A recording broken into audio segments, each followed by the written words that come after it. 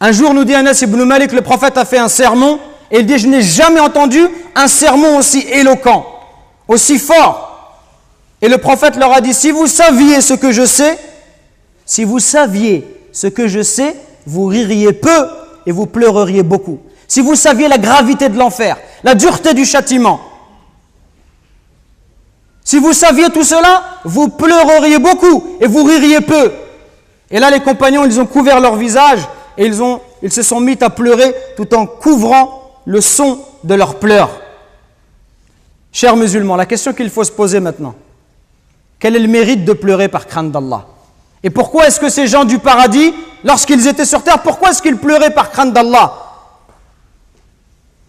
Aujourd'hui, où beaucoup de gens, ils pleurent pourquoi? Ils pleurent pour dunya. Des gens, ils pleurent parce qu'ils gagnent les élections, ou parce qu'ils les perdent, ou parce que son équipe de foot favorite a été éliminée, ou alors parce que son pays est qualifié en Coupe du Monde.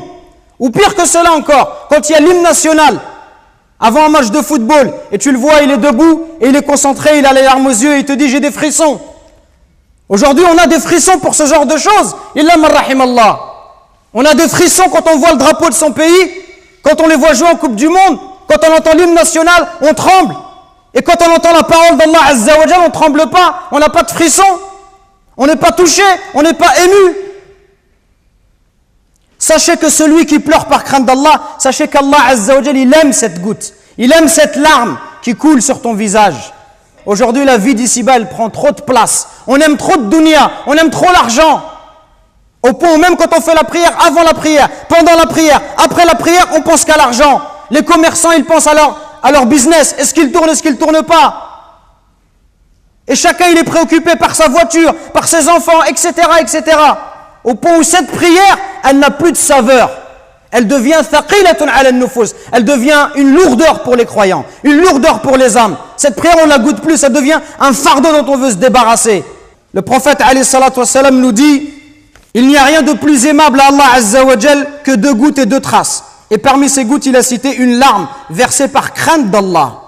Pourquoi est-ce qu'on doit pleurer par crainte d'Allah? Premièrement, parce que Allah Azza wa Jal, il aime cette larme qui coule pour lui. Allah, il aime te voir pleurer pour lui. Même si tu as désobéi, si tu pleures, quand tu pleures, Allah Azza wa Jal, il va te pardonner. Allah, il va te faire miséricorde. Deuxièmement, sachez que celui qui pleure par crainte d'Allah, Allah il ne le fera pas rentrer en enfer. Le prophète alayhi salatu wassalam nous dit, n'entrera pas en enfer un homme qui a pleuré par crainte d'Allah. Troisièmement, sachez que le jour de la résurrection, ce jour terrible, où tout le monde sera nu, incirconcis, exposé à la chaleur du soleil, ce jour-là, 7 catégories de personnes seront protégées sous l'ombre d'Allah. Le jour où il n'y aura pas d'autre ombre que la sienne. Et parmi ces catégories, le hadith du prophète alayhi salam nous dit un homme qui pensa à Dieu loin de tous les regards, qui prouve sa sincérité. Il est tout seul et il pense à la création d'Allah. Il voit la grandeur des cieux, de la terre, la grandeur des montagnes. Il voit la perfection de la création d'Allah Azza wa Jal. Il pense à tout ça. Il pense à sa vie misérable. Il pense à sa faiblesse. Il pense au fait que si Allah ne le guide pas, tout seul, il ne peut pas trouver le droit chemin. Il a peur du châtiment de l'enfer. Il espère la récompense d'Allah. Il espère voir le prophète alayhi salatu wassalam au paradis. Il espère qu'Allah lui efface tous ses péchés. Il a peur d'être puni. Il a envie de voir Allah Azza wa Jal parce que c'est la plus belle récompense. Celui-là qui est tout seul, par sincérité envers Allah, et il se met à pleurer, Allah Azza wa Jal, il a pris l'engagement de le protéger. Donc ne soyez pas désespérés, la porte du repentir, la porte de la miséricorde, elle est grande ouverte, mais prenons cette voie-là et détachons-nous de la vie d'ici-bas. Détachons-nous de la vie d'ici-bas, arrêtons systématiquement de parler de dunya et notamment de football. Parce que beaucoup de jeunes, ils sont éprouvés par ça. Dès qu'ils sont à la mosquée, à l'extérieur, la seule discussion qu'ils ont, c'est le football. Et rien d'autre. Pas une seule fois tu les entends parler d'Allah. Pas une seule fois tu les entends parler d'un verset coranique. Pas une seule fois d'un hadith. Toujours et la même chose, le football, le football. C'est Shaitan qui nous a dressé ce filet. Comme un pêcheur qui jette son filet à la mer. Shaitan, par ses loisirs, ses divertissements qui sont extrêmement nombreux dans la société de consommation dans laquelle nous vivons, il cherche à dissiper et à éloigner le serviteur d'Allah Azza wa Jal. Et il le préoccupe. Certains par le football, d'autres par la musique, d'autres par autre chose. Au point où le serviteur, il n'a dans son cœur que l'amour de ces choses-là. Et il verra que le Coran, il n'a pas la place qu'il mériterait d'avoir dans son cœur.